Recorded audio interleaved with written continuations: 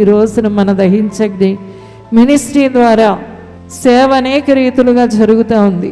మీకు అందరికీ తెలుసు, మనం టీవీ పరిచర్యలకి ఎంతో ధనాన్ని హెచ్చించి టీవీ ద్వారా దేవుని వాక్యాన్ని అందజేస్తున్నాం.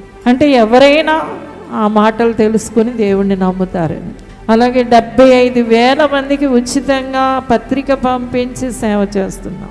తర్వాత ప్రతిదినం మనం కొంతమంది బెగ్గర్స్కి, అంటే ఆఖరికి అడుక్కోలేని వాళ్ళకి, నడవలేని స్థితిలో ఉన్న వాళ్ళకి కూడా ఆహారాన్ని పంపుతున్నాం. ప్రతిదినం మన వాలంటరీ బ్రదర్స్ వెళ్ళి వాళ్ళకి భోజనం పెట్టి 2 మాటలు ప్రభు గురించి, నిన్ను పుట్టించిన దేవుడు ఉన్నాడు, నిన్ను రక్షించడానికి ఆయన ఈ లోకానికి వచ్చాడు, ఆయన నమ్ముకుంటే ఈ లోకంలో నీ జీవితం ఎలాగా గడిచిపోయినా సరే నువ్వు ఒకరోజు చనిపోవలసి ఉంది, ఆ చనిపోయినప్పుడు నువ్వు మోక్షం వెళతావు. ఈ సత్యాన్ని చెప్పడానికి ప్రతి వాళ్ళ దగ్గరికి మన వాళ్ళు వెళ్తున్నారు. మానసిక రోగుల దగ్గరికి కూడా వాళ్ళలో ఉన్న దురాత్మల పారగొట్టి వాళ్ళు సువార్తను అందిస్తున్నారు.